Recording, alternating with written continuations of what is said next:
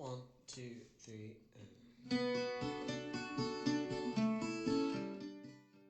Good evening, everyone, and thank you all for listening once again. And if you're new, please be sure to leave a comment, like the video, and share this out there with everyone. Just a brief note about this story. As it's been over a week since I've uploaded anything, this story's the reason. I've been debating on whether to post it or not. To be honest, it's simple. It's in draft form, so it's mediocre at best, and it's just a beginning, almost an exercise. Indeed, it is more of a what if than any sort of retrospective about what I may or may not believe about where the world is going. The story was written to entertain and perhaps, as decent stories will, start a conversation. I hope you enjoy it as much as I do. And again, thank you for listening. The Great Reset, a short story inspired by the current times, by StoryMan-Jack. Jim took his time and waited until he heard the slight hiss come from the lantern. His son Cam had laughed at him, using the old thing, but Jim liked the old Coleman lantern. It reminded him of his youth, the working of the pump, the sharp smell of the kerosene, and the snap, that pop that comes when your lighter ignites the cotton bulbs, and then the subsequent slight whine as you tighten or loosen the knob to dim or brighten the light coming out of the lantern. Cam just snapped the switch on his headlamp, and then the little lantern-shaped piece of plastic flashlight he held in his hand, and headed down to the lakeshore with an armload of rod and reels and his chair. It was late March, and the warmer weeks had woken the old catfish, or so his neighbors had told Jim. At least he'd hoped so, or he'd be spending money at the Costco hoping they had a fresh batch of that farm-raised catfish for the fish fry he'd been confident they'd been able to fill out. And at 7:15 in the evening, the light was gone, but for a few bright stars and a crescent moon. He smirked, thinking of the old boy who had showed him 15 fish he had taken just the day before. The smallest of them had to have been 5 pounds. Walking down to the lake shore, carrying just his few rods in his chair, an old bucket of bait, Jim was able to let everything go. The anxiousness of the world, the stress of work, even the tension caused by his large, bustling family. The youngest of their kids was 17. The evening air was cool but clean, and it was going to be a good night. "You going to be all night with that thing?" Cam teased his father. "Hey now," Jim told his son, "I'm getting old. You better be nice to me or I'm writing you out of the will." Cam snorted. "Already live in a nicer house and my truck is better than yours. I don't think you got much else to leave me." He nodded at the bucket. "Hey, did you get that jar of punch bait too?" Jim shook his head. "No, I'll go back for it in a minute," he told his boy, who just shook his head and walked back toward the truck. And Jim was watching the young man, thinking of how he'd grown when it happened, when the world stopped, like all time ceased for just an instant. And then that instant was directly followed by a sound, like the ripping of the heavens themselves had become a physical thing, and it struck Jim with a warmth of light from behind as if it was the noonday sun. Jim spun, but all he could see was the haze of what had to have been clouds in the air, blotting out the stars and the moon, the night sky, and it was dark, darker than it should have been. Hey, Dad, what the fuck? Cam asked. There's no lights. My flashlight won't work. Jim nodded. His headlamp didn't work either. Only the old Coleman lantern showed them any light at all. All the houses were dark, even the lights toward the highway and the bridge across the lake. You're gonna have to get all the gear, he told Cam. Leave the bait, whatever else in the truck you can't carry. Get anything out of it you think you have to. Cam's voice. Hey, Dad, my phone's not working. Jim sighed.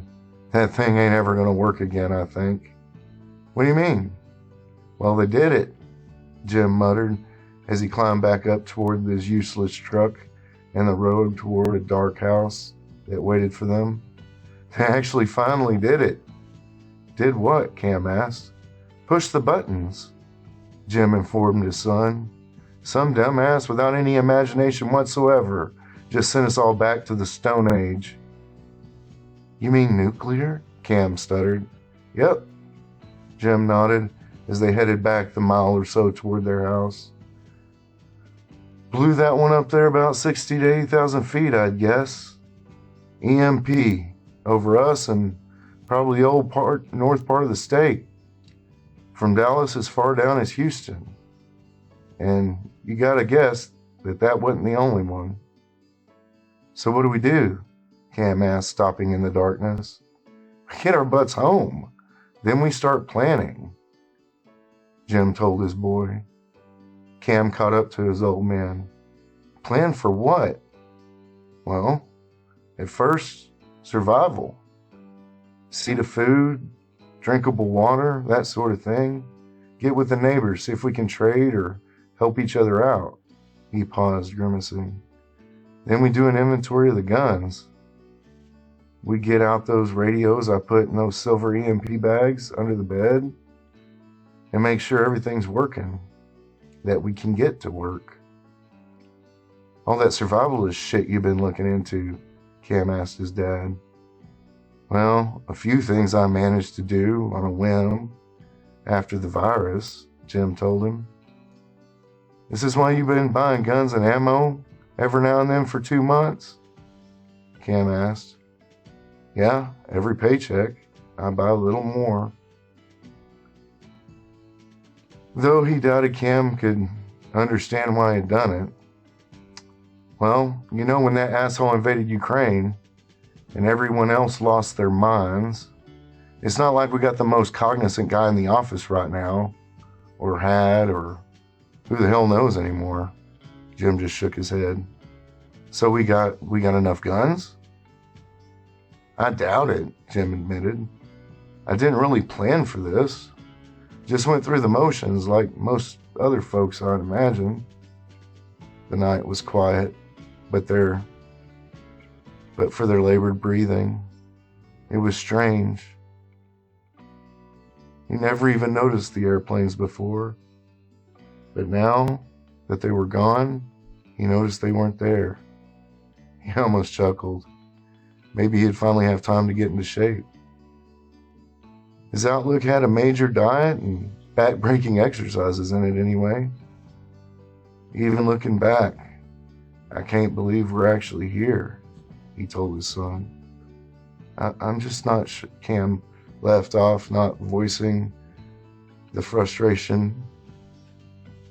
Well, I'm no expert, but it seems to me that at first most folks will be confused.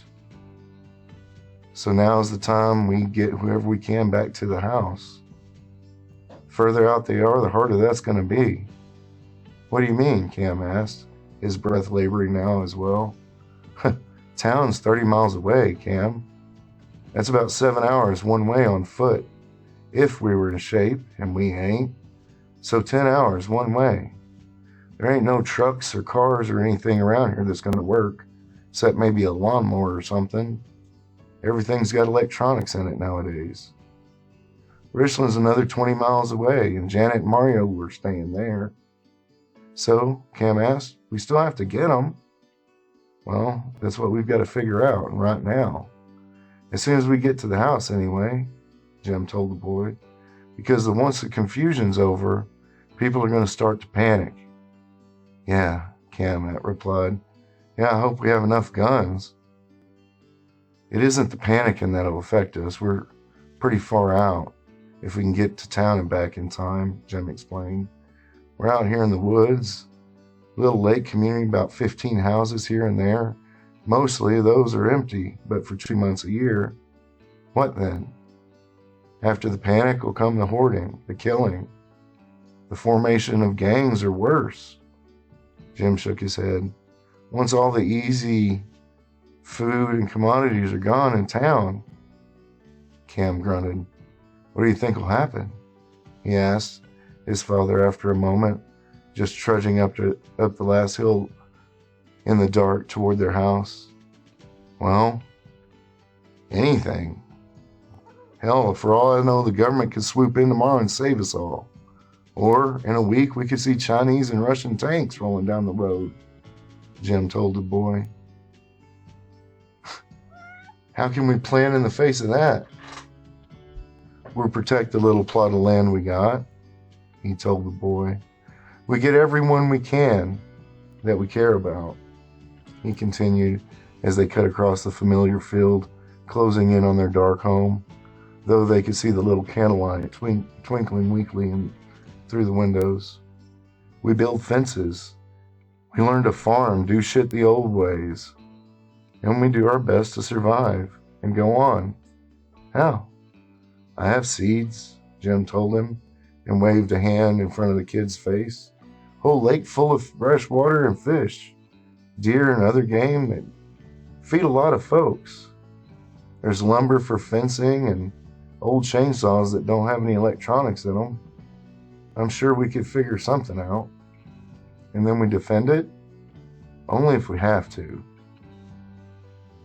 And we got to do one more thing, and we do it every day, Jim told his boy.